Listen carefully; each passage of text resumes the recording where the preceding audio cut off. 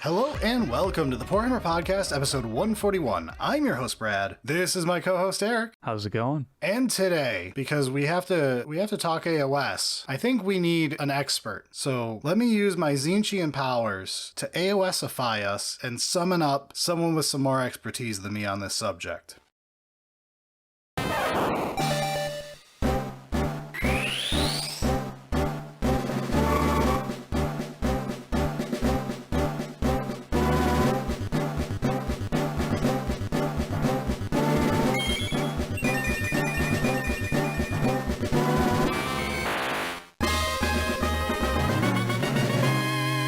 Holy shit, I'm a lizard. I don't think anything changed with me.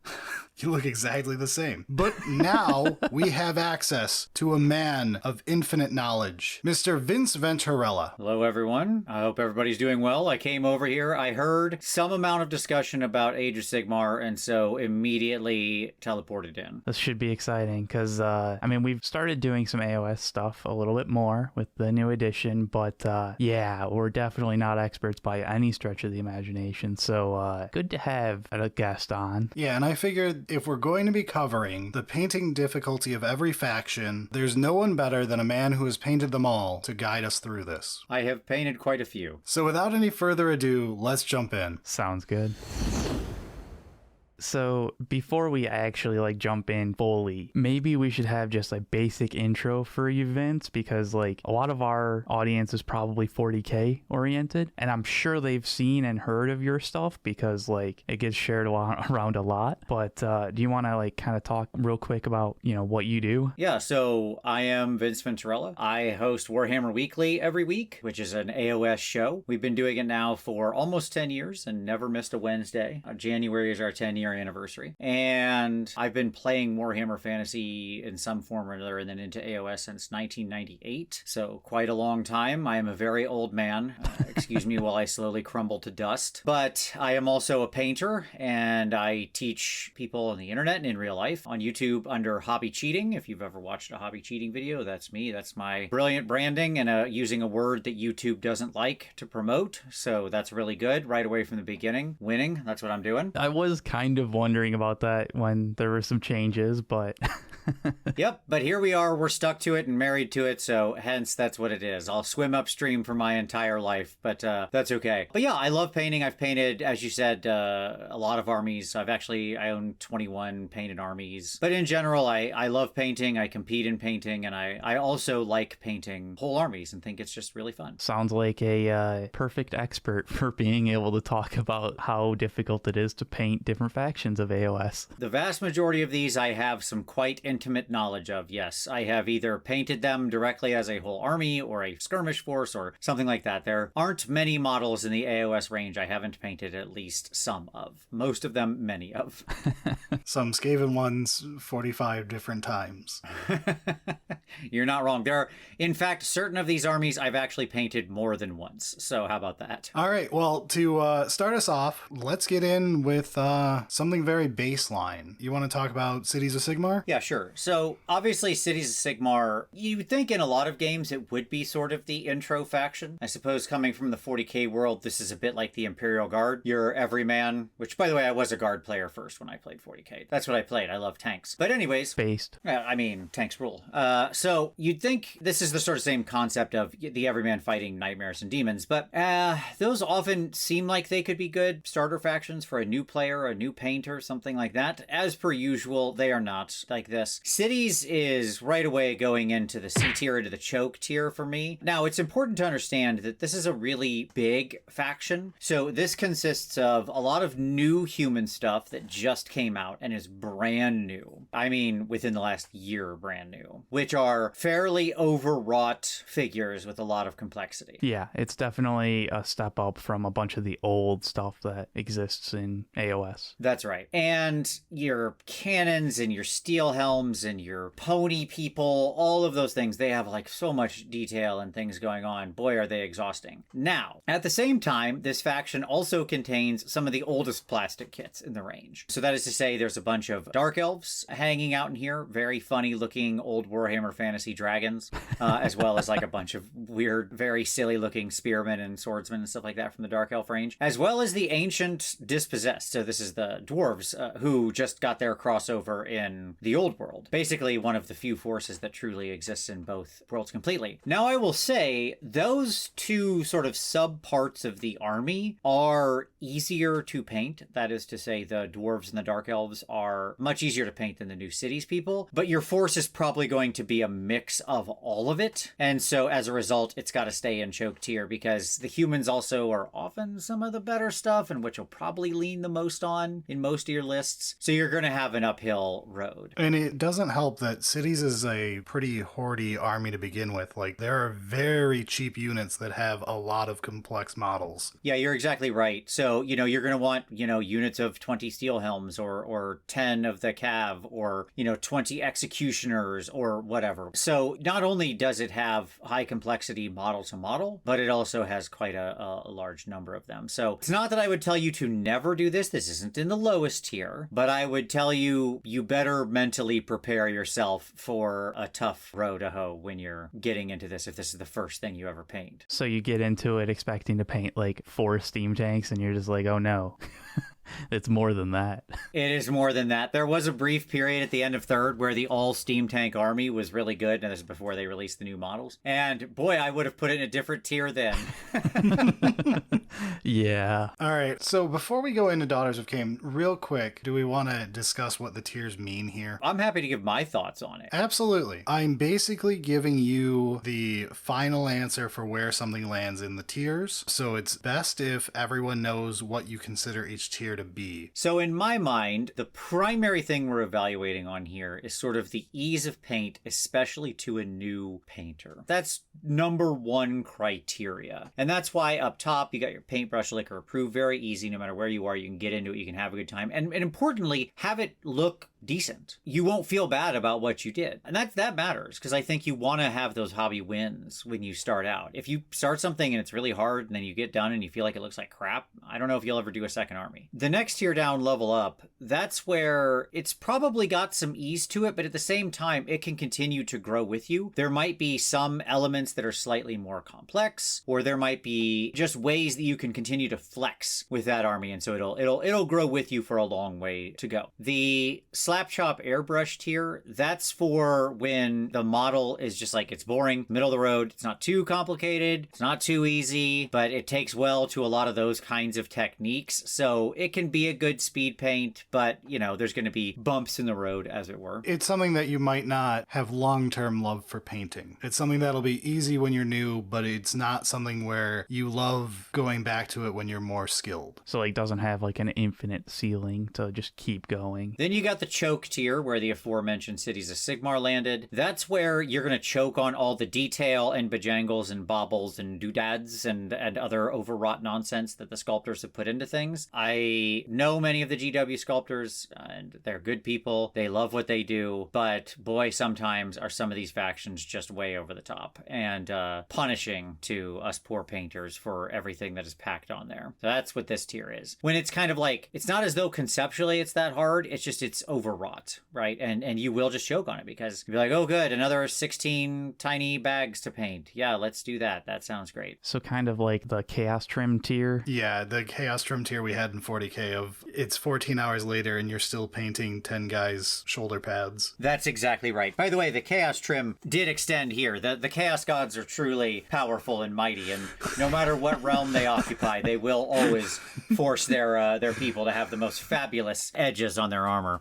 I mean, it does look good. Sure. But like, there's some sanity debuff going on. What about Here Be Dragons? Because I had to make sure it wasn't the fun kind, apparently. This is you're going to kill yourself if this is the first army you try to paint. It doesn't mean it's impossible for an advanced painter or something like that, but it means you should not be here. Like, I would never recommend this to a new painter because the detail, the complexity, the nature of the models is just, you'll just fail. 99 out of 100 new painters that try it are just going to make an army that looks bad and feel bad. So it's one of those that like you have to have like it's a high floor to get something good, so you can trip easily, which is not great as a new painter.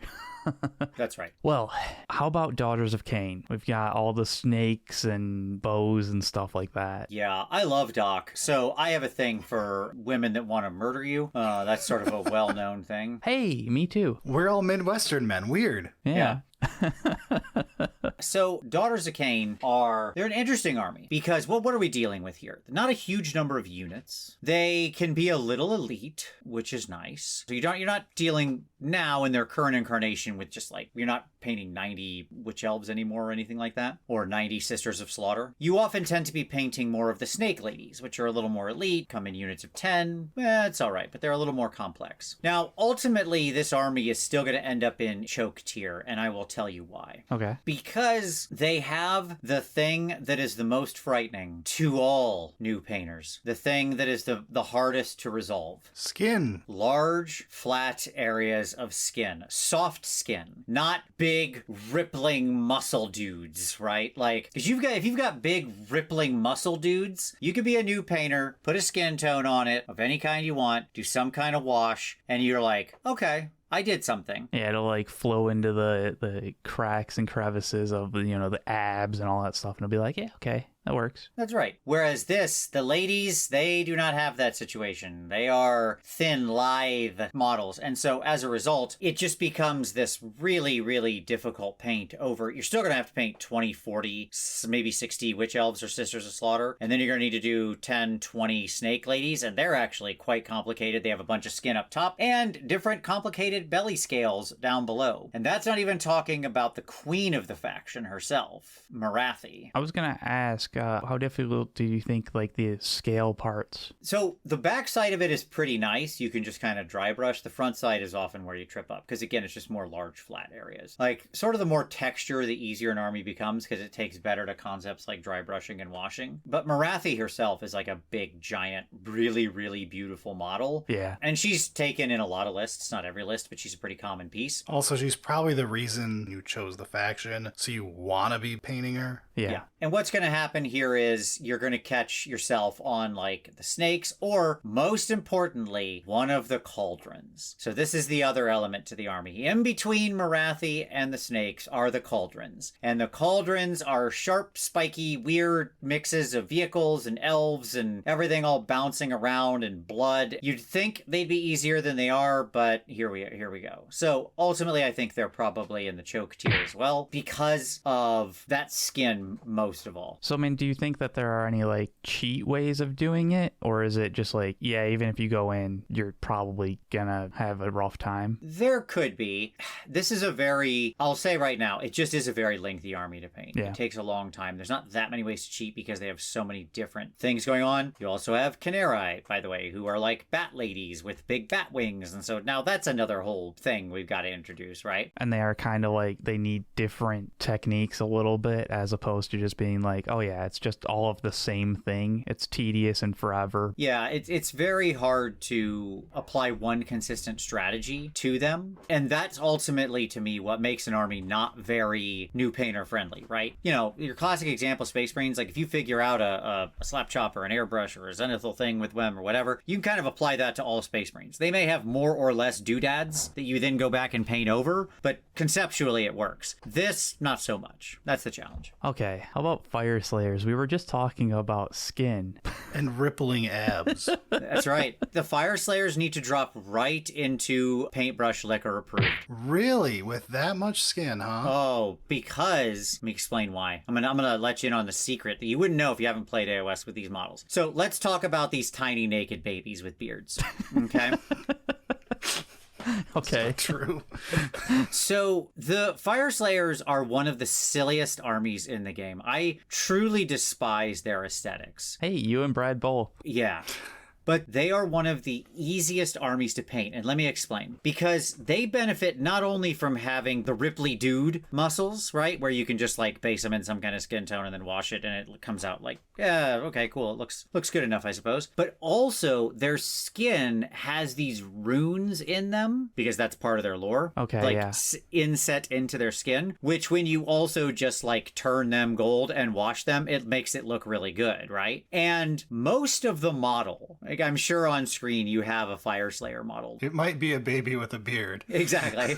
And that would be correct because you nailed it. Most of the model is just beard and hair. And again, that's one of those things, as I said, it's a lot of texture. So you can just like paint it orange, maybe give it a light wash and then a dry brush and you're good to go. And like you can make a good looking mohawk and a good looking beard with that. And once you've done those two things, 90% of the model is painted because they're basically naked. So as long as you know how to put metal on the two axe heads, you're done. By the way, that's basically their entire army, is these foot naked baby bearded dwarves. And then they have the big fancy monster. Yes, as their little dinosaur monsters. Dude, I love the Magmadroths. They're so cool. It's the only argument for the army for me Yeah. is Magmadroths. Yeah, and what's awesome about Magmadroths is, yet again, they are so easy to paint. You can dry brush your way to an awesome Magmadroth. Everything is textured. Everything's easy. If you look at sort of one of the stock paint jobs, it's just like black with gray edges. It's like, okay, prime it black, dry brush the tummy some orange color, dry brush the top gray. Basically done. I don't know, paint some horns or something. You know, whatever the chair is. It is just a very directly simple army to do. Like the model itself has done a lot of the work. Yeah, and they're also very small, the little dwarves, which is like not a thing to be understated. I don't mean small as in like you struggle to see them. Like they're actually quite stocky. They're big small. I don't know if that's going to make sense. I think I know where you're going of like, it's if you make some slight mistakes or it's not like the most amazing paint job ever, you won't notice it. That's right. Exactly. And it's not a lot of surface area to cover at the same time, right? Like there's some factions that have kind of larger key models where it just takes more time to do because they're more literal surface area. These guys are not. All right, now Vince, the next army here happens to be our editor's army that he just got. So let's talk about how screwed Borrelio is or is not with IDK. All right. Well, he's in a lot of trouble.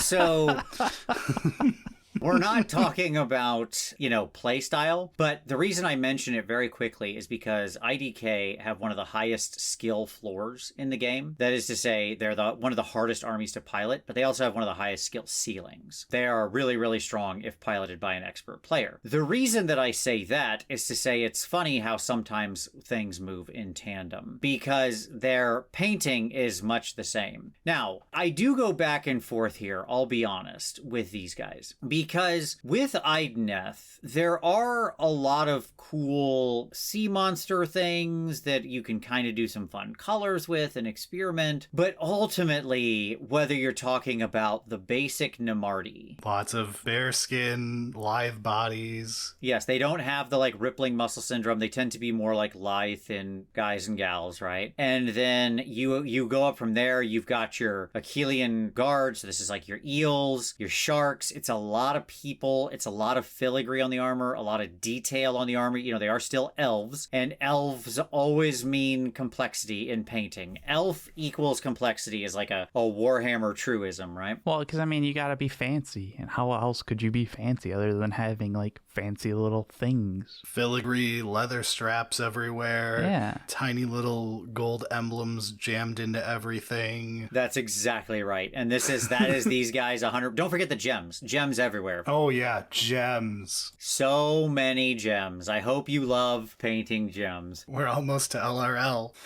So, at any rate, Idoneth go in Here Be Dragons, not the fun kind. It is a beautiful army. If you are a really skilled painter, you can do incredible things with it. As someone's first army, I would never recommend it. Our buddy, who is the best painter in our group, we've talked about this a couple times on the show, his Idoneth Deepkin army is stunning. He put more work into the basing of that army than I have into armies that I've painted. If you want a challenge that's like shows off how good you are, they're fantastic. But yeah, they're a scary first one. Absolutely. All right, I think we're going to the opposite end of the spectrum now, but do you want to talk about Kharadron Overlords? Kharadron Overlords, yes, our dwarven capitalists. So it's going to be just like Fyreslayers, right? No, but it is still going to be, it's interesting, actually. I would imagine many of your audience is a 40K primary audience. So this is going to be very comfortable to them. If you, like I, love tanks and planes and Imperial Knights and stuff like that, this can actually be a pretty comfortable army for you. This can actually fall into the slap chop airbrush place pretty comfortably. Your big vehicles, so that is to say your ironclad, your frigate, and your gun hauler, are all eminently airbrushable. Yes, they have doodads in detail, but like, okay. I mean, my question for everybody out there is, how often are you painting the control panels on your tanks or your vehicles? Yeah. You know, probably not often. You're probably not doing the radar on the internal control panel here either. So they got a little bit more going on, but I've painted several of these vehicles and they're pretty fast. A lot of the main dwarves are mostly in metal, so you can actually kind of like airbrush them all metal and then just slap chop the little bits of cloth that are hanging out, especially like the Thunderers. Ironically, their most complicated troop is their base troop, which is the little, we call them Arco, the Arcanaut Company. You don't generally actually need a lot of them for most armies, which is nice again. Most of the time you might have 20, like two groups of 10 is kind of usually what a lot of people take right now. And so they have the most like cloth and sort of non-metal bits. If you look at the characters, they're basically just entire power armor suits because they live up in the sky. That's like the whole premise of them. They actually live in the sky where there's like no air pressure, so they walk around in pressure suits all the time, like pseudo space suits. Yeah. So most of that is just very airbrushable, and your base troops, you don't have a lot of them. They're still very slap choppable. So it's actually a pretty fun army to paint. It's not kind of a high commitment. You know, you can do impressive things with them. I've seen people paint these to a high level, but for the most part, it's just a kind of standard vehicle / mostly metallic armor painting experience. Lots of easy dry brushing, and then for the big stuff, get the airbrush out to instant blast it, and then just spend the rest of your time doing some trim work. That's right. So a good spread. Okay. Well, I feel like the next one, LRL, is going to be slightly different. Yeah, we can just rocket them straight into Here Be Dragons. We all knew this was coming. I don't think there is a faction in AOS I would want to paint less than LRL. Yeah. Having looked at basically every model in existence, there's not a single thing I want to do with this faction. I was ready for the, Uno reverse card, but this was completely expected. This is where we should also talk about the nature of aesthetics. So what I mean here is armies that are expected to look rougher, gruffer, grittier, grimier, dirtier. Something you can hit with streak and grime to hide a lot of your sins. Exactly. Those armies tend to be easier to paint, right? Because when they look a little rough a little rough over the whole thing, right? You can hit them with a streak and grime, with the pigments, with stuff like that, and kind of hide your sins. That's nice. LRL are the cleanest faction. That's their aesthetic, right? They're just perfect. No speck of dirt has ever found the bottom of their cloak, right? Well, and they're fully regimental of they have to look cohesive or it's not an army. And they have layer on layer on layer. These people are wild. If you look at the art, you can see even their base troop has a base layer of cloth, plus a jacket over the top, plus armor over that, plus bracers over that. It is crazy. And then they've got a full body length shield 2 millimeters from their chest to make it impossible to paint if you glue them together. Exactly. And that's the base troop. I just want to point that out. What we're talking about here is the absolute, normal stock spearman equivalent, right? That's not even getting up to the more complicated things in this force. And this isn't an elite army, so those don't cost a ton of points, so you're going to be able to field more models. Yeah, there's a couple different ways you can sort of play this army, but certainly one of them is what we would call a Venari army, and that means, 20 to 40 sentinels, 20 to 40 wardens, right? So a bunch of blade guys. I can't think of their name right now. I never remember. These things all have made up silly names.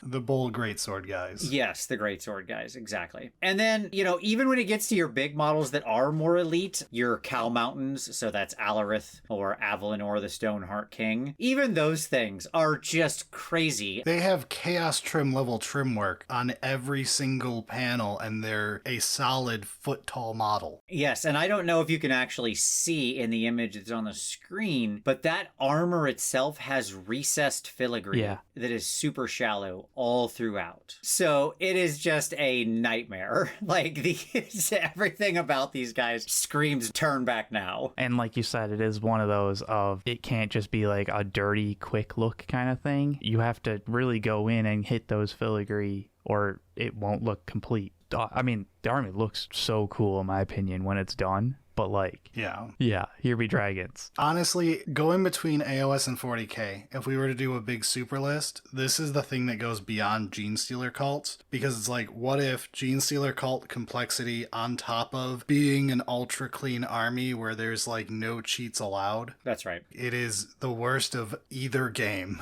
Yes, it is an all-timer legendary faction on hard to paint, yes. All right, let's hopefully get a lot easier with one of my armies. I consider this quite the easy army to do a basic paint job of with a lot of room to grow, which is Seraphon. Yeah, I agree. I think Seraphon fits very comfortably into the Slapchop airbrush tier. I painted this entire army, one of my army, I own this army as well, painted the entire army in less than 48 hours, and like, they look okay. Most of these guys are just, it's dinosaurs riding dinosaurs, right? So they're all scales all the time. It's very friendly to initial airbrush work, slap them with a wash or a streaking grime or an oil wash or something like that. Then you go back in with a little dry brush, hit a few scales with some bright color, put some gold on there, done and dusted. Job's a good one, right? Their weapons are simple. The most annoying part about them is the gold going back with the metallic, because they have like, you know, little bracelets and crowns and other doodads, but there's not like an absolute ton of it. For the most part, you're getting like 90% done just through airbrush wash. And honestly, they're pretty fun to actually paint. They're just cool models. Like, dinosaurs riding dinosaurs is cool. What about like the Slann? They've got more stuff. They do. But they're like, you're not going to make that many. To be honest, going with like, the Slann is a centerpiece unit that you need like 2 of. And if you want Croak, another. And then you've got all the Slann you'll ever need. And because they're a big centerpiece unit, and they take contrast paint really well, and they're the unit you want to spend your time on anyway. So it's like, I don't have too much issue with them. And when it comes to like literally like the big dinosaurs, they don't even take long.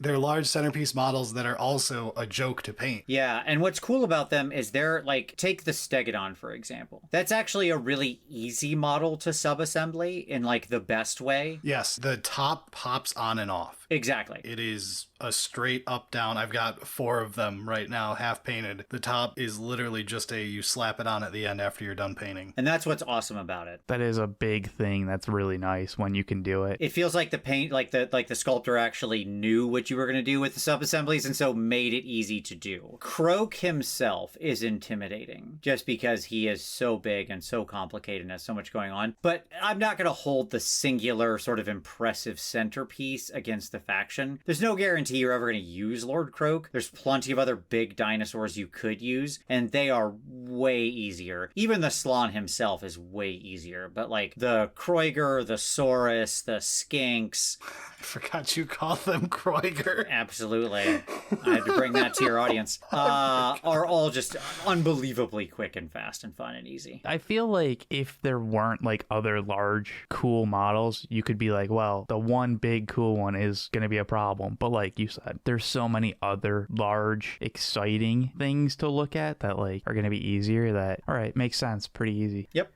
What about the like intro army, Stormcast Eternals? Okay, this is a fun one. So Stormcast Eternals, yes, this is actually the starter army. Obviously when the history of Warhammer is that Harry the Hammer was very popular, then they made Chaos Warriors off of that, and Chaos Warriors were so super popular that when they made their sci-fi game, they wanted a silhouette that looked like the Chaos Warrior, so they made the Space Marine, and then when the Space Marine was super popular and they swung back around to AOS, they wanted a singular silhouette that looked like the Space Marine, so here we are with Stormcast Eternals. So we've been chasing the singular silhouette of Harry the Hammer for the last 40 years, but yeah. And now we're 3 iterations of Stormcast in to finally find one that everyone likes. That's right. And importantly, the book does contain all of those generations. But here's the thing, they're going to go into level up pretty firmly and safely into the level up category, our first entry there. And let me see if I can explain why. The majority of a lot of the models, if you look at Vindictors or are Annihilators or Vanquishers. They are a very Space Marine-like paint experience, right? So they are primarily one material,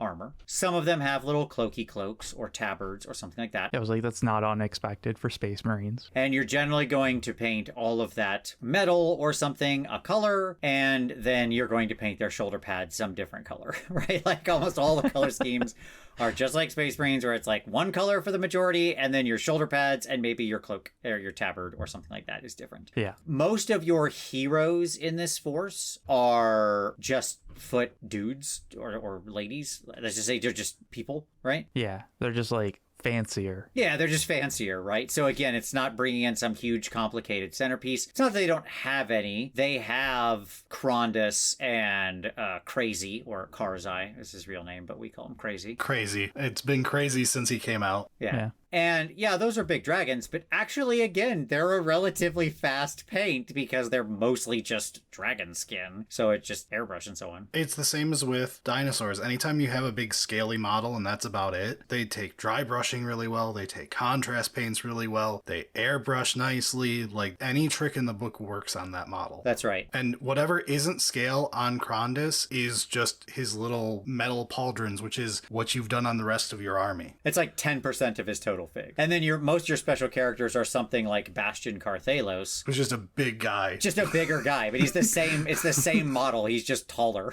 like slightly. But the amazing thing about this army is that if you look at the most sort of common AOS army that's painted to an ultra high level, you know, something where people have done incredible work, it's almost always Stormcast. Because at the same way they take basic techniques, you can also do like incredible non-metallic metal spreads, blah, blah, blah, blah, blah. Just like, again, the Space Marine, right? It's the same way. And so they will continue to level up with you and grow with you. And it's a huge army. There's so many units you can paint. You don't have to do all of them. That's what's really nice. You can just it's a fairly elite army, so you don't actually need that many units. But over time, you can continue to collect them and level up your skills on them and grow. And there's always going to be more coming out. That's right. There will always be a new Space Marine. There will always be a new Stormcast. They're not quite as overdone as Space Marines. The AOS community does not tend to suffer like the 40k one with a new Space Marine every 5 minutes, but they will get a new range every edition, so you're never more than 3 years from your next Stormcast Eternal launch. That's right. Exactly true. So let's talk about trees and ghosts. Ghost trees, even. Good old Sylvaneth. There's not many models to talk about, so... Yeah, well, that's true. So Sylvaneth are very interesting. I do have a Sylvaneth army. I have painted this army. We are dealing with centerpiece syndrome here, where their actual primary main character is like huge and gorgeous and beautiful and a moderately difficult paint job. The bug, her giant beetle, we're talking about Alariel here, obviously. Her beetle is a fairly easy paint job, really, because you can kind of do most of it again through airbrush. It's like a natural creature with not a lot of different stuff going on. I wasn't sure on that because like it's got more of like a tier of scales as opposed to like, you know, the dinosaur scales. No, you just like highlight the edges of the ridges for it. It could airbrush very well to do like multiple colors to fade, but the main thing with it is you're doing just edge highlights on big edges. That's right. But moving past her, if you look at the bulk of the force, which again, it is actually a pseudo-elite force. You really don't actually usually have that many models on the table. So when you're talking about tree lords or Kurnoth, this may surprise you, but they're mostly trees. And so I painted almost this entire army using various stages of dry brush and slap chop effectively. Yes, that's how I paint my terrain too. Yeah, exactly. Yes, it's just painting terrain. And then every so often you have a quarter of the model being some skin, but they're fairly ghostly. So you don't need like a huge amount of tricks with them. It's like you paint it kind of a lightish color, you wash it, it's good to go. It's only an arm, part of a torso, and a head is usually what you're dealing with, right? And like, because it's got that like ghosty feel, you're not too worried about like, oh, it has to look right. You know, there's not like an uncanny valley depending on how you did the skin color and tone and stuff like that. It's just like, nah, just pick a color. It'll be fine. That's right. Paint them blue and then give it a blue wash. So I put them firmly into the slap chop airbrush category. Okay. I was honestly thinking all the way up at Paintbrush Liquor because I can't think, outside of Alaria, which is a project model, I can't think of a single thing in this army that is any difficulty whatsoever to paint that isn't just like your basic terrain stuff. So I would have agreed with you up until the most recent set of releases. Oh, the new bugs. Yeah, I was going to say, we've also got the bugs, what are they? The Gossamet Archers, I think? Yes, exactly. The Gossamet Archers and then the new Bug Riders. When they added all of those to the army, those actually add quite a bit of like different complexity. It's still slap chop and airbrushable, but for me, especially if it was like all Kurnoth, if it was like mostly Kurnoth and Tree Lords, I'd completely be with you on Paintbrush Liquor approved. But the combination of a big centerpiece that requires a lot of airbrush work and then those bugs which require like subassembly and some amount of a little bit more creative kind of airbrush slap choppy something, they're just a little more complex. That's what puts them here for me. All right. We are finally done with One Grand Alliance. It's big. It's a big tent. Yeah. Well, I mean, it's the most important one. They're the main characters. Yeah, the thing that ties Order together in AOS is they're not the good guys. They're the ones who like buildings. Oh, yeah. Right. That's it. To be in this faction, you have to like buildings. They're the architects. Yeah. Do you like building stuff? If yes, join this faction.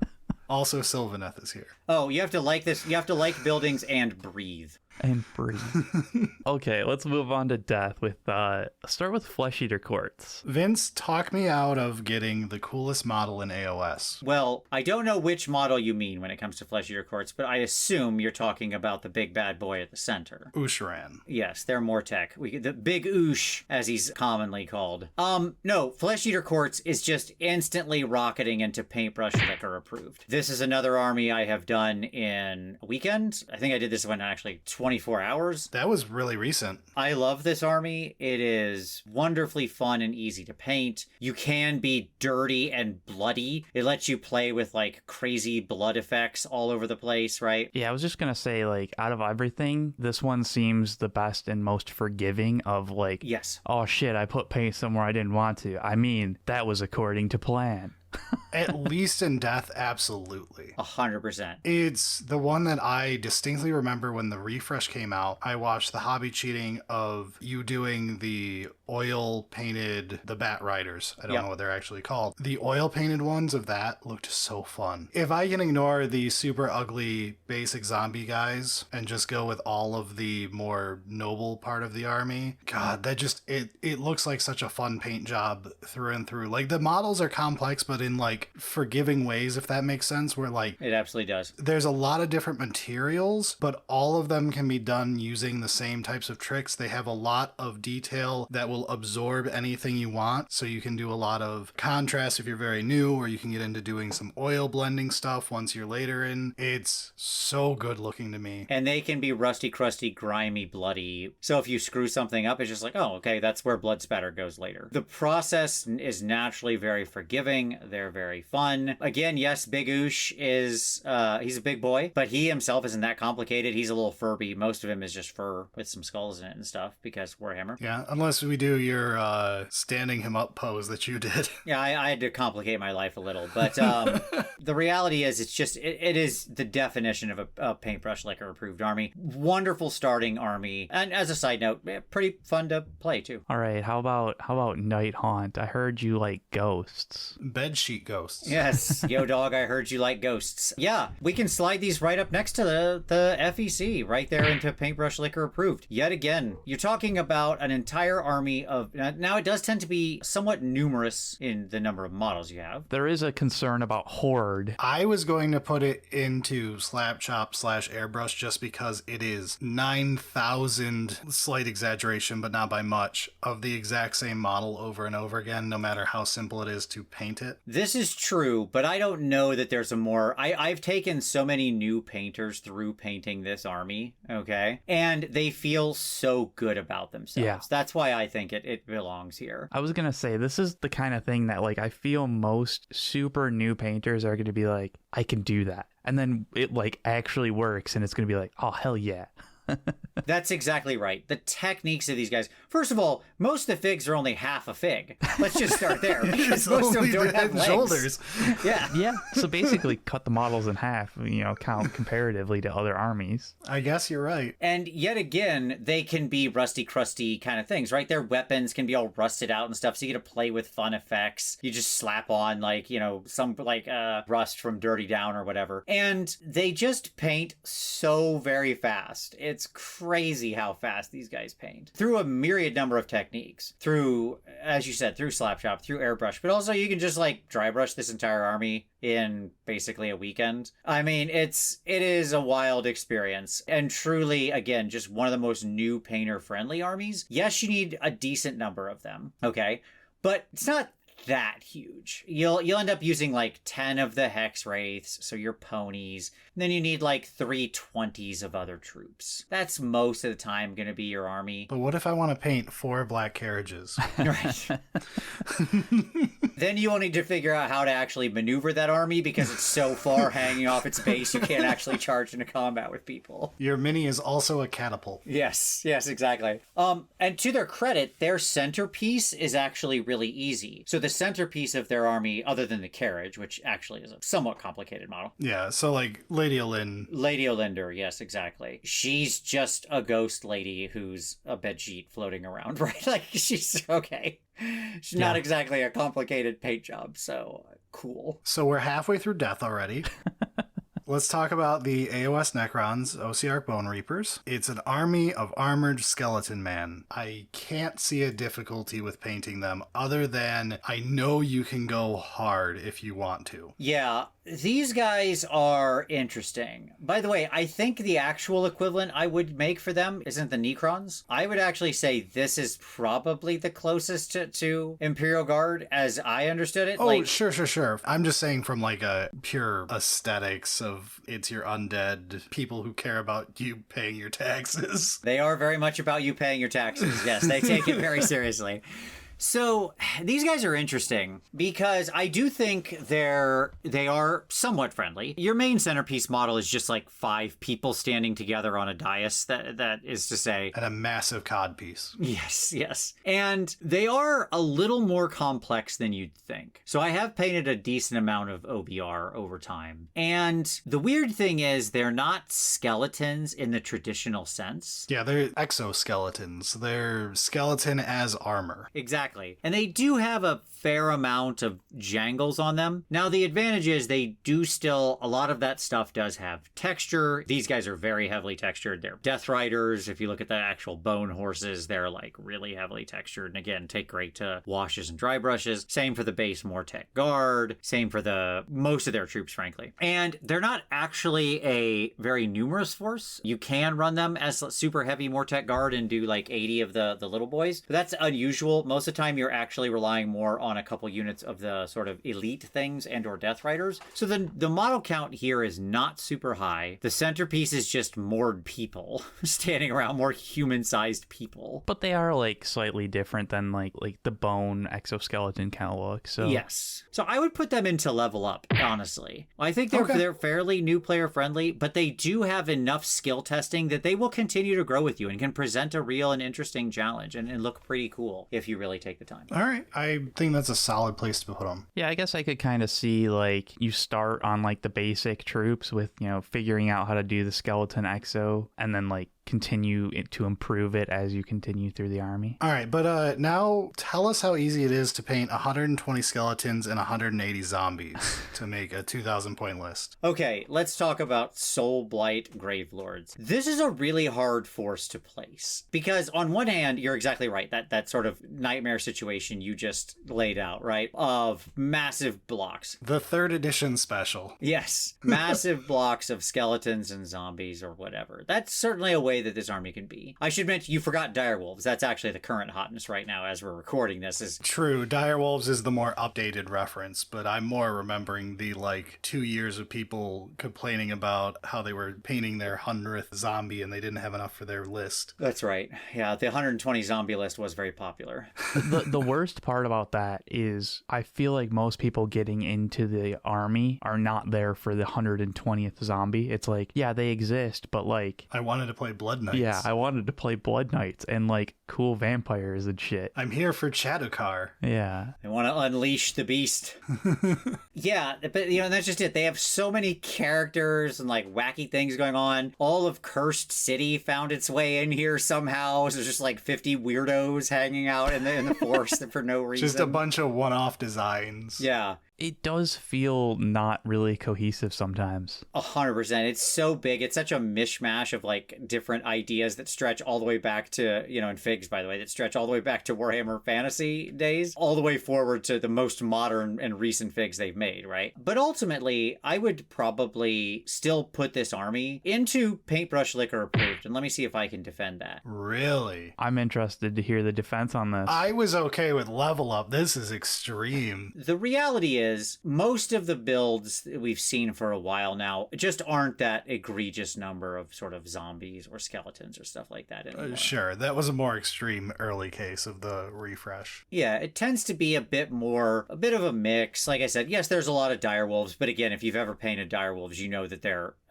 my God, that is an easy paint, okay? Yeah. It's about as easy as the world gets. It's up there with Fenrisian wolves and everything else. Right. It's literally a dog, and you paint some blood spots because it's a dire wolf. You have nailed it exactly. You have exactly summarized the painting experience. So you're probably going to have some zombies, but not too many, and zombies, again, are fast. You can just kind of do anything with them. And again, this is sort of the king of Rust... Well, it's not the king, sorry. This is the... What do I call it? The Duke. It does report up to the king. We'll get to the king in a little while. Of the sort of rusty, crusty, can be dirty armies, right? Like your skeletons, you do 20, you're done. How fast can you do 20 skeletons? Pretty darn fast, okay? Because they're just bone and a little bit of metal. These guys really are just like thin, classic, traditional kind of, skeletons. And like if it looks beat up, it's fine. It just crawled out of a grave. Right. Yeah. The new skeleton is also like my all-time favorite troop model. Oh, I love it so much. They're really good and they're really fun to paint. So I do have a decent sized Soulblight army and it's fun. They're really unfun to move around in the basement because I have broken so many damn arms. They're the only thing with skinnier arms than a Necron. Yeah, I thought you were just being the classic gorilla man over there. And like, no, they're actually... No, there are so many armless skeletons in that basement right now. They're actually kind of annoying,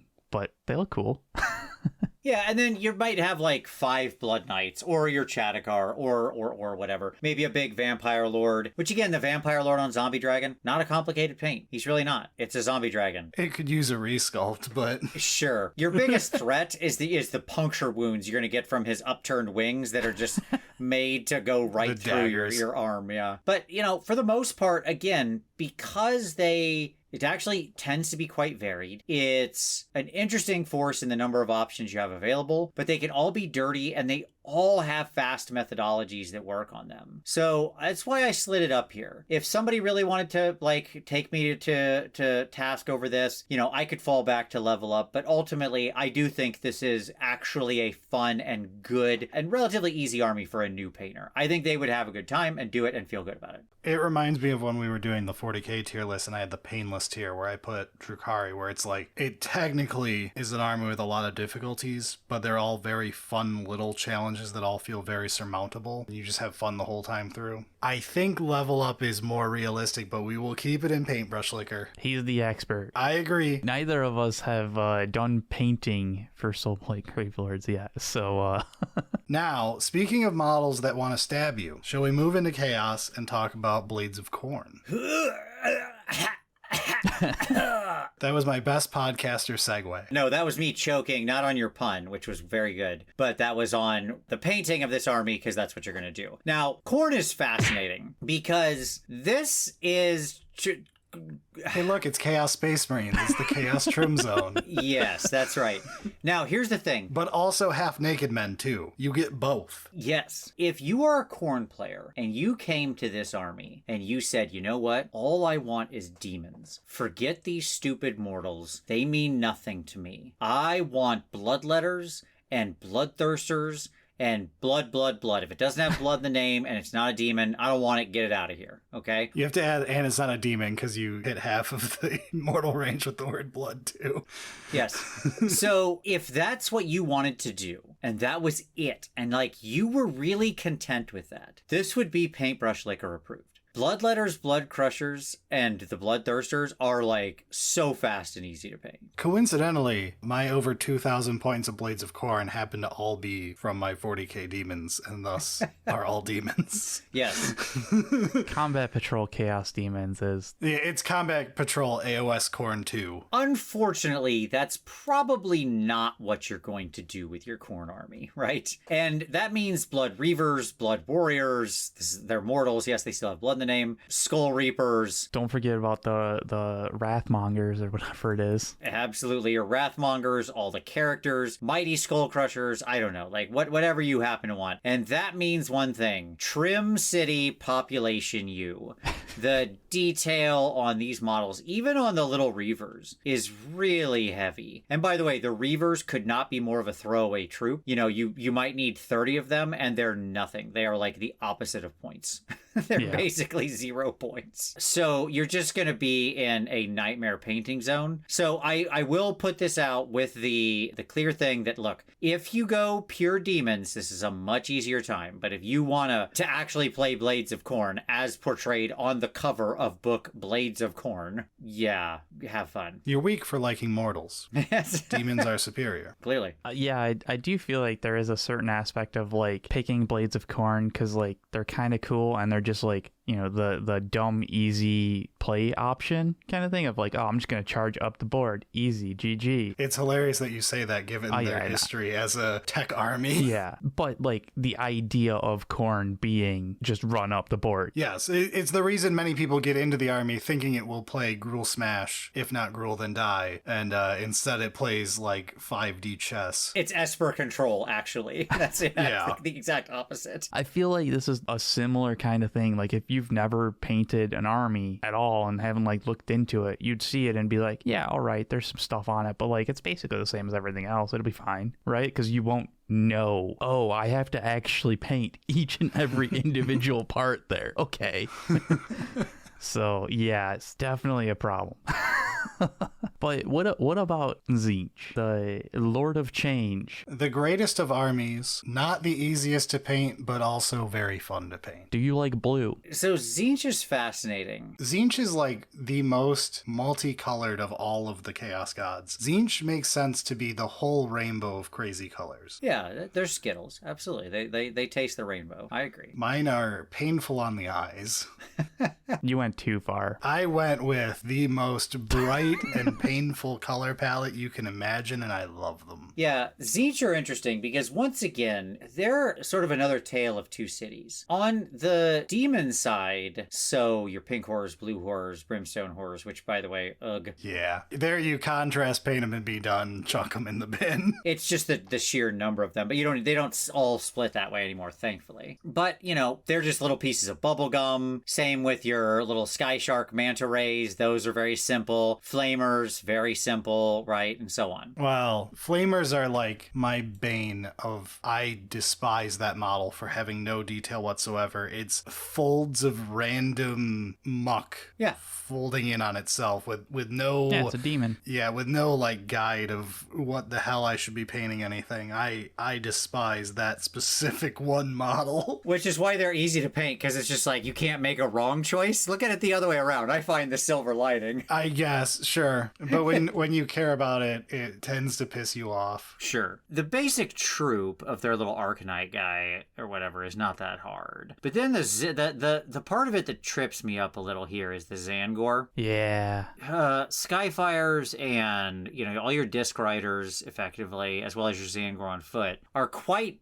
detailed models as far as what's going on there. But your big centerpieces, so that's to say your wizard chickens, Your wizard chickens are, despite being very big, aren't really actually that hard to paint. And they're so fun. I have painted 3 of them, and God, I love it. Yeah. I assume it's for similar reasons that like the big dinosaurs and dragons and stuff, where like a lot of the detail is like shown easily on the model because it's modeled into it, kind of thing. Yeah, it just feels like an easier version of painting a normal model because it's larger, so you can get your hand places easier. Yeah, it's really just like airbrush, washed, dry brush, and you can have a pretty amazing, and then paint some gold and you can have a pretty amazing looking chicken, right? Yeah. So I think overall, I actually would slide this army into the Slapchop airbrush tier with the caveat that the more you love Zangor, the more they're going to drift toward choke tier. Yeah, exactly. So do be careful about that. Because if you're like, I love these weird bird beast men and I'm going to do the whole army in that, it's like, well, okay, well, then they move down a tier for you, right? Which, like, I can kind of understand. It's one of those, if you looked at the model as a 40k player and were like, that's kind of cool, and then you actually looked again and was like, this plays like shit, I want to go somewhere it actually works. Yeah, then AOS is for you, because Zangor are a much more serious threat in AOS. And you could choke on actually making this army. But in general, okay, not too bad. What about the Hedonites of Slaneesh? All the whips and stuff. We have found dragons. Yes, we found my soul. Slaneesh is one of my first loves. Is my second army I ever collected. It's not my heart, but it is my soul. We'll get to my heart in a minute. I love this army. I've had it stretching back for decades now and continue to add to it. It is so clearly in Here Be Dragons. It's not even funny. Like, this is, your centerpieces are gorgeous. The models are detailed. Slickblade Seekers and Blissbarb Archers and all these things are a nightmare of tiny filigree to paint and small details and elegance and gems and layers. It is a nightmare. And your central figures, even though you never use them right now because they're utter garbage and have been since we were too good in 2019 and are still paying for the sins of that. But the Keeper of Secrets is my favorite model they've ever designed for Age of Sigmar ever. Maybe period. I think it's just a perfect, elegant, exact representation of the thing. And it's not an easy paint. Again, it's everything we talked about with female skin, but now below those big flat areas, you have to navigate soft shading and subtle blends on up to the size of, your forearm. So yeah, it's definitely Here Be Dragons. All right, we have the Duke finally report to the king then. That's right. Let's get to Hail the King, baby. MaggotWIN of Nurgle. Yes, the easiest paintbrush liquor approved army in the history of paintbrush liquor approved armies. The absolute king, except no substitutions. From their base demons to their mortal troops, it's fun and silly to paint. Their big centerpieces are so wonderfully easy they take oil washes, they take streaking grime, they take slapchop, they do airbrush, they do blood effects and gore and rust and weathering and pigment, and you can throw it all at them, and the more you do, the more they look like Nurgle. The more perfectly Nurgle they are. Screw something up, who cares? Rust it up, weather it up, spatter it up, goo it up, right? Put rot on it. And to show off how good the Great Unclean One is as a model for easy to paint, Eric has painted one. First model. Of the half dozen models Eric has ever managed to paint in his life, one of them is a Great Unclean One. This is my first one. It really was. It was his literal first model ever was a Great Unclean One. I think a part that I feel like it's being undersold a bit is just how fun it is, because you don't have any, there's no amount of the LRL, this needs to look the same as that one and it needs to be perfect and all that shit. You just paint and it's gonna be okay. That's right.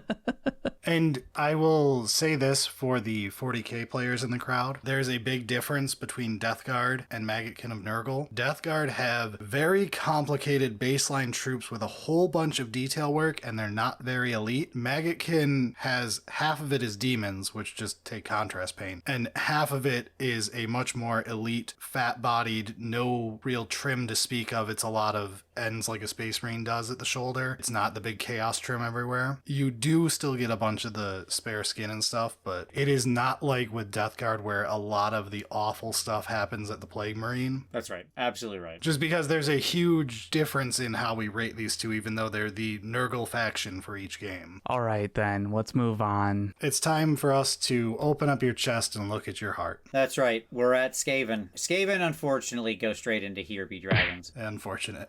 Yeah, it is.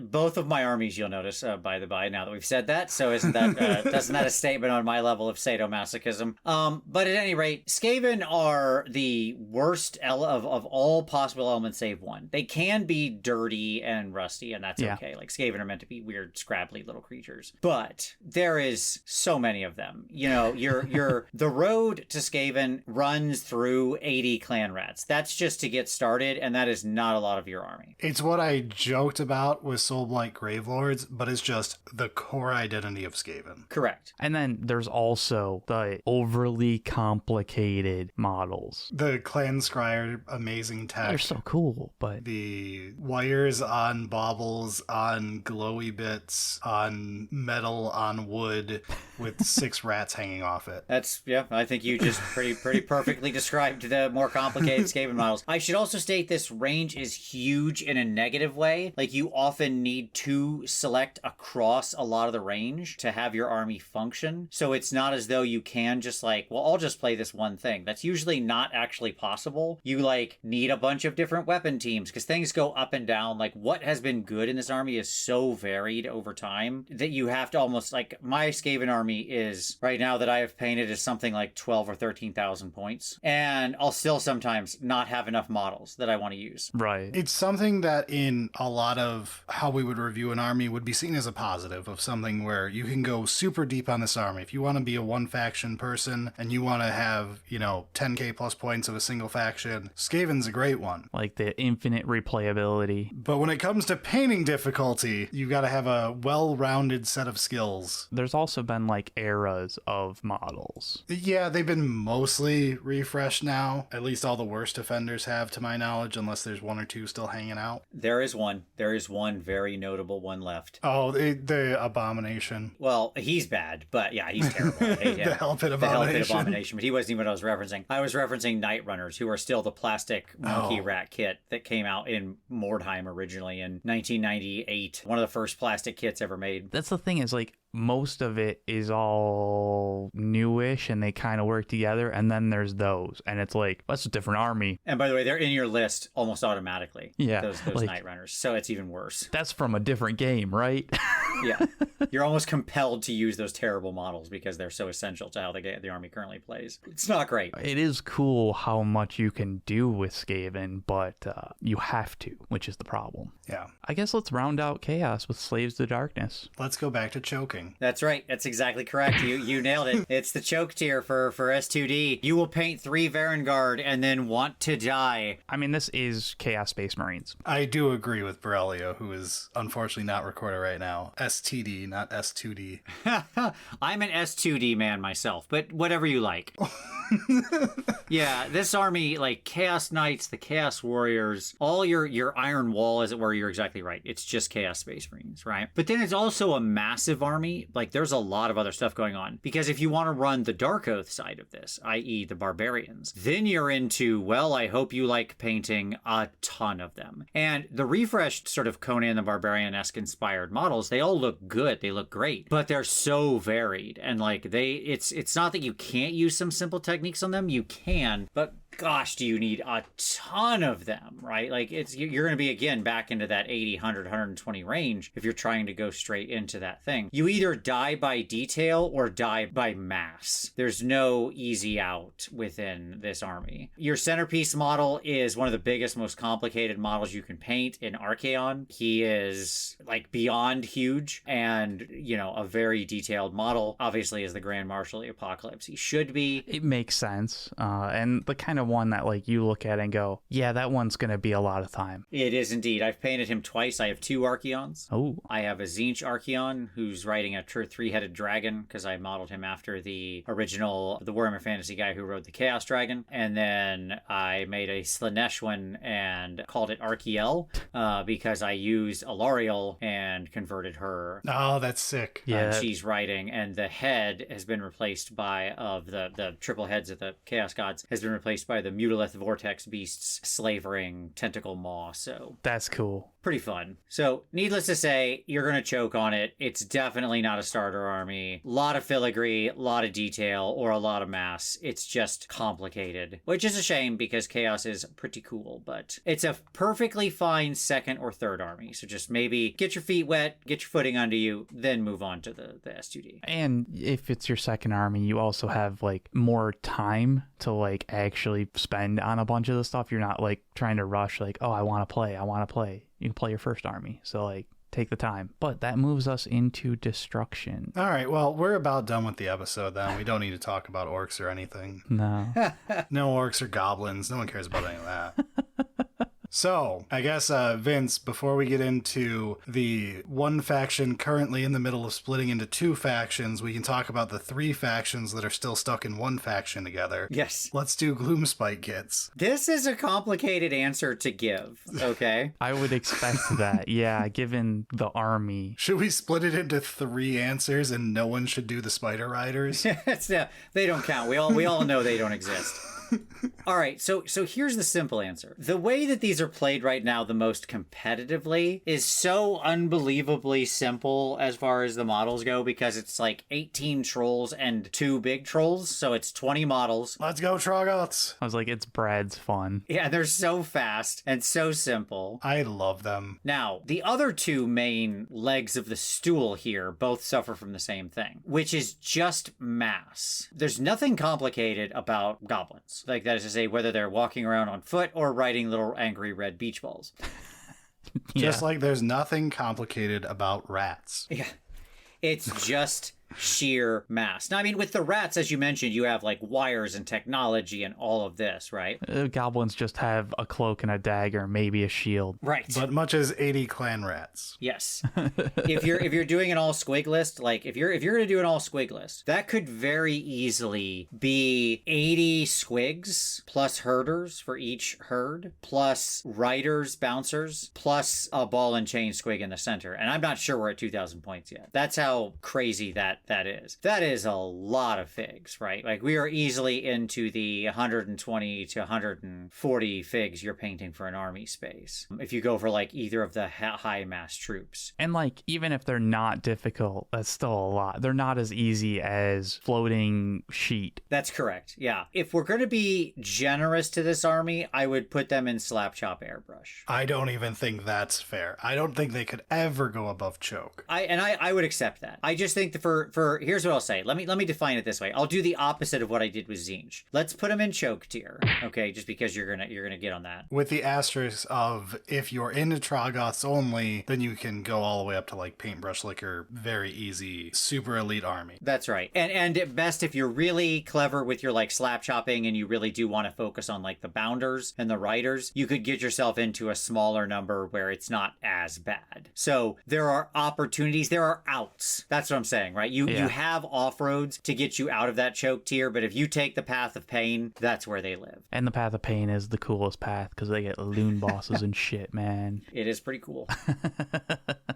All right, let's move on to the Ogermaw Tribes, though. Yeah, and while I was making the joke about 2 armies that are stuck as one and trying to split apart, I was actually talking about orcs. I forgot that I am also describing what should be happening with ogres, as they're just continuously forced as a single army that really wants to be 2. Yeah, you're not wrong. Destruction is in a weird place. Ogres are 100% in Paintbrush Liquor approved. This is actually one of the armies I most frequently recommend to new painters because they're big and you have so much easy space to work. These models are older, but they're so simple and fun to paint. I've seen Larry the Ogre painted enough times to know where they were going. Yeah, exactly. Like, they take every technique in the book extremely well. You can play around, like, you can, as a new painter, you can do, like, simple ogre freehand on these guys and feel like you are the greatest painter in the world. It is very easy. It is cool to be able to say you did freehand. Yeah, freehand tattoos on a mini. Right, because they're so big. Like, their backs, their arms are so big. They take washes really well and easily. Their muscle structure is really well defined. The lower part of their entire body is just a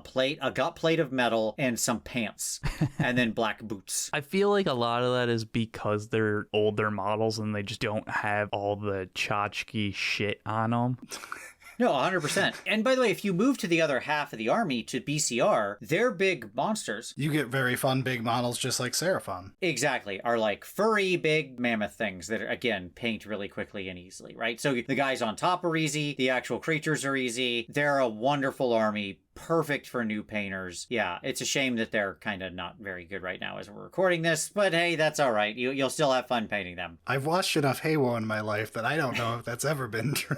They've in pre-AOS 1, they were a force. Oh man, the glory days of 2015. I was going to say the glory days of a decade ago. Yes, correct. But they were something, let me tell you what. All right, we've danced around it a little bit. Orcs. Let's start with Kruleboyz. So, Kruleboyz are weird. Boy, are they. They are a dirty force, like a dirty, messy force where you can use a lot of rust and goop and stuff like that. Yeah. But they're also fairly detailed. Like, they actually have quite a lot going on. A lot of those bows and stuff are just like infinite amount of other things. I do think they can be new painter friendly. I'm really reticent to put them into, like, choke tier. I would put them in level up as something where I have contrast painted them. Yes. Like as tests with Eric's army. They definitely are newbie doable, but like they are something where you can easily grow as a painter and just keep getting better at painting your army. I completely agree. That's where I was going to go to. Agreed. And luckily, you have a billion models that you're going to paint, so you have plenty of options to learn. How many of your gut rippers are painted, Eric? 5. Well, based on the earlier conversation, it couldn't be more than 5. Because he did 6 figs total, and one was a great unclean one, so. I painted 2 of them, so there's at least 2. Yeah, I think 5 is probably about right. So yeah, I mean, I agree. I think that despite their, like, medium complexity, they actually do take things like contrast really well, and they have a lot of room to grow. And I think what saves them from being in a lower tier is, again, that they can be dirty and messy and stuff like that. And again, it's okay. They're swamp bogglers. They live in a swamp. How about the other part, the Ironjaws? The classic orc. Yeah, the buff Omniorc orcs. What brought me into the Destruction faction? I was anti-Destruction for a long time, and then the Ironjaws won me over. They brought me in. If Skaven is my heart and Slaneesh is my soul, then definitely my brain is on Ironjaws. It was the Maw Crusher, wasn't it? I love that stupid cabbage, yes. Although I have heavily changed mine because I combined him with a Lord of Change. It's a long story. But anyways, he's got Lord of Change parts, and it's fun. My Mega Boss decided to get creative when he was getting his Maw Crusher. That's fair. At any rate, they go into the top tier. They absolutely go into Paintbrush Liquor. They're not a huge force. You don't need a ton of these models. Very elite, lots of armor. They're a joy to paint. There's another army that I recorded a video of, like, this took me about a week to do a good quality army for my co-host Tyler, but it was like legitimately fun. And that's, by the way, that's with freehand and everything on the whole army. Like every single model in the army has pretty decent amount of freehand on it. The one I did in a week, so. Which you absolutely don't need to do. Like, they look good without that kind of stuff.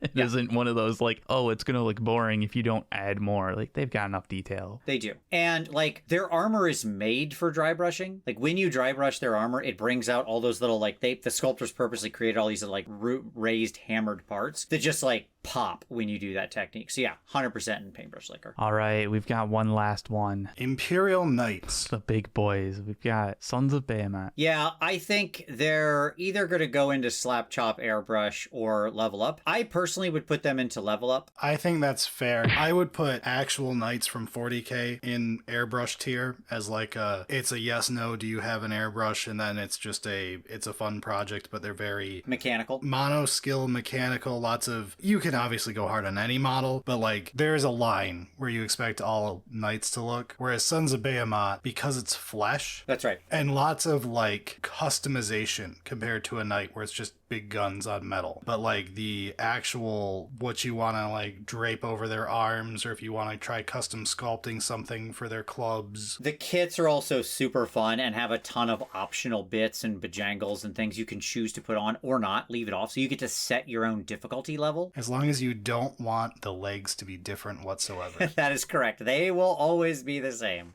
The one weakness. Yes. And so it's a legitimately fun kit. It's actually, if you were going to mess around with oil paints, they take oil paints really well. If you're going to mess with airbrushing, they do that. If you're going to do streaking grime, they do that. That's, even though their skin has, because it's so big and scaled up, it has a lot of little wrinkles and micro details in it that take washes and grime and stuff like that really well, and brings out that detail really nicely. So I absolutely think it's a level up army, because I mean, I've watched new painters have this be their first force, make a very cool looking army that like it's like perfectly respectable on the table and they're proud of. And we also saw the Slayer sword last year in the UK get taken by a gentleman painting, one of these giants up to like the absolute highest level. So when I say like low floor, absolute highest ceiling, Sons of Behemat are just absolutely there and they'll grow with you. I think one of the nice things is that like even at the low floor, you're gonna feel good about once it's done. Yes. And getting into the level up part of it, I think if you're interested in painting as a hobby, like more than just to paint your game figures, but like something to really sink your teeth into, like Vince here, Sons of Behemat is a really good door opener for like bust painting, like something larger scale, like more than 50 millimeter scale, just because they're in that scale more or less. Like it's an ugly dude that's giant.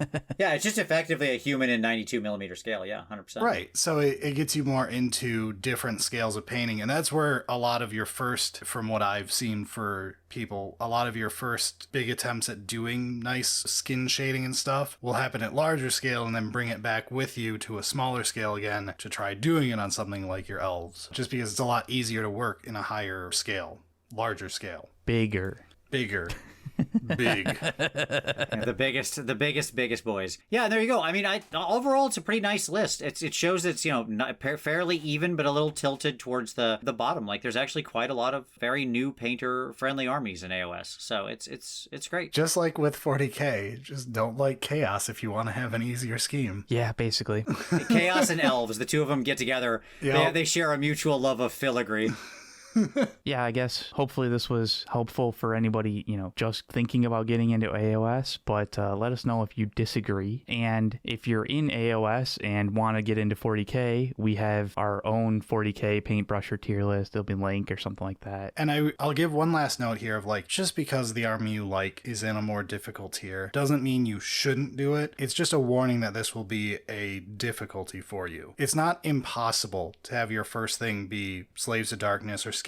Those are totally fine first armies. It's just, it will be harder to paint than if you had chose something very easy to paint in the upper tiers. That's right. It's not a reason to avoid an army unless you truly despise painting. Yeah, if you've fallen in love with one of those forces and you think like, this is me, this is what I love everything about it, then the reality is you can get there. You just need to prepare yourself mentally and watch some videos, figure out what are the actual methods that are going to preserve my sanity. Because the reality is you can't just walk into the gym for your first time and, throw up 350 on the bench, right? That's not going to happen. Okay. You've got to build up to it. So you got to figure out what are those, how should I break up the army and start with the simpler things, then build myself up to the more complicated things. You got to work that endurance muscle the same way you would your normal muscles. All right. Well, I think we've covered everything. I just want to really thank you again, Vince, for joining us. It was very hard to find a time with you, I know. So I'm really glad that you could spare some time for us. Yes, I apologize in arrears and advance for my schedule all the time. So, but no, thank you for making the time. It was very fun hanging out with both of you. And this was an absolute pleasure. I hope your audience finds it helpful and they come check out some AOS. Absolutely. And Vince, just one last time before we go, if people wanted to check out out your work and get more into the AOS scene, where could they find you? Yeah, so I'm at Warhammer Weekly on all social things, so you can just look up that, or at Vincent Venturella. You can find me under either one on any social media, wherever quality Vincent Venturellas are sold. I'm not clever. I don't have a cool brand thing other than Warhammer Weekly. I'm just Vincent Venturella. He also goes by Vincey V. That is true. That's Ninjon coined the Vincey V, and it has stuck, so that's right. But yes. If you just look up Vincent Venturella or Hobby Cheating or anything like that, you'll find me on YouTube, bringing new lessons to people every week. All right, that does it for us this week. So, on that note, we are out of here. Sounds good.